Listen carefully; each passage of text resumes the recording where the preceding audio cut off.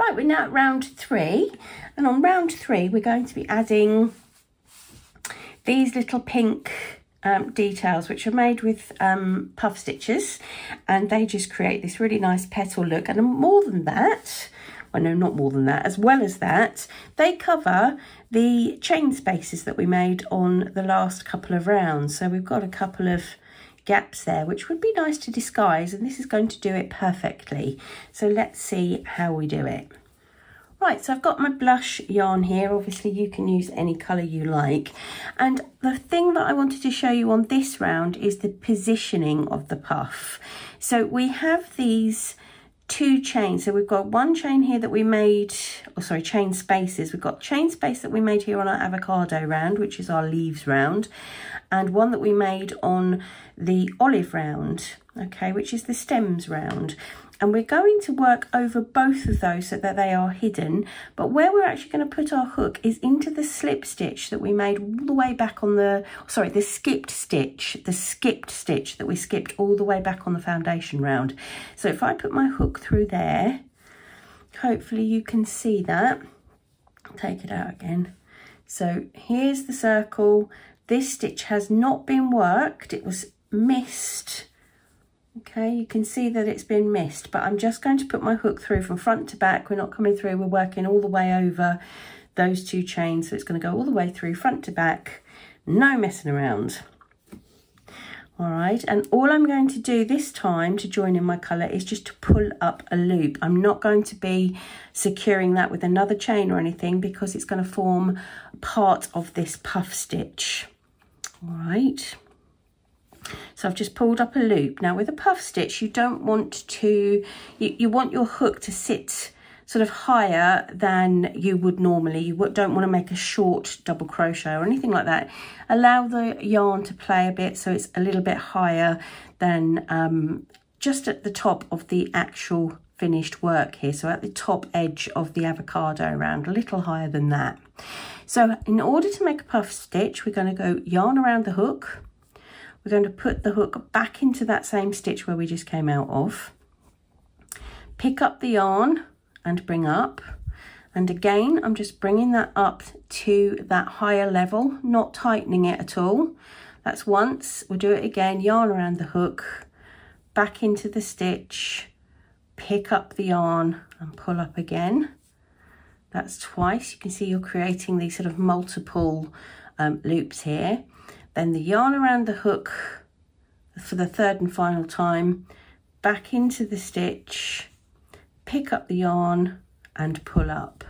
And now you've got multiple loops on your hook, and you're going to secure that by picking the yarn up and pulling through all of those loops. And that is your puff stitch.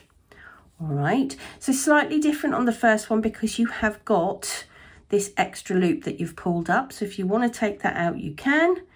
Just go into, go into your first loop and pull it to the back. So now you've got the same amount of loops, if you like, that you're going to have all the way around. You don't have to do that, you can leave that, but if you wanted to remove that, that's how you do it. Right, I'm now going to have to travel from this puff that we've made round to the next side. And the way I'm going to do that is work behind the leaf with some chains. So easy way to work behind the leaf is just to fold it forward and make the chain. And I'm going to make 6 chain to give me sufficient space to move behind that widest part of the leaf. All right, and when that flips back up, you'll see I've got lots of space and to be able to work the next side. So let's make a puff again, this time without that beginning loop that we had, because we don't need that this time.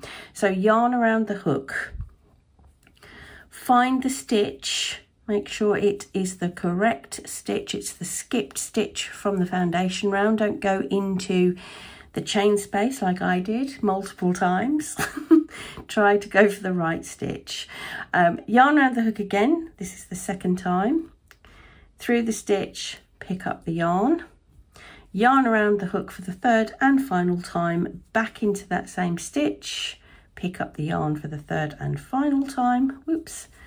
Bring it up so you've got that nice sort of V shape.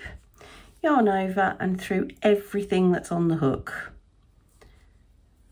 Okay, and there's your little puff stitch number 2. Fold the leaf forward and around you go.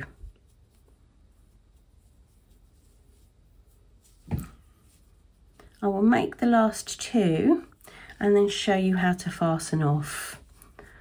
Okay, so my tips here are please make sure to find the correct stitch. Sounds obvious, doesn't it? Apparently that's not a thing I can do. So find the right stitch and make your puffs. I'll see you at the end. Okay, here's the last one. Going through everything on the hook. They're really pretty, aren't they? Folding my last leaf forward and 6 chain. And I'm just going to join with a slip stitch into the top of the first puff, and you'll see that stitch, it's the top of the puff and it's just laying to the left. Finish with a slip stitch. Oops, not very central. Okay, so once that is cut and fastened off, that's really pretty. Right, I've sewn in the ends and I just wanted to show you the back of the work, just so you can see that little frame we've made with the chains working behind the petals. And so now that is ready for future use. You'll see where that comes into play a little bit later.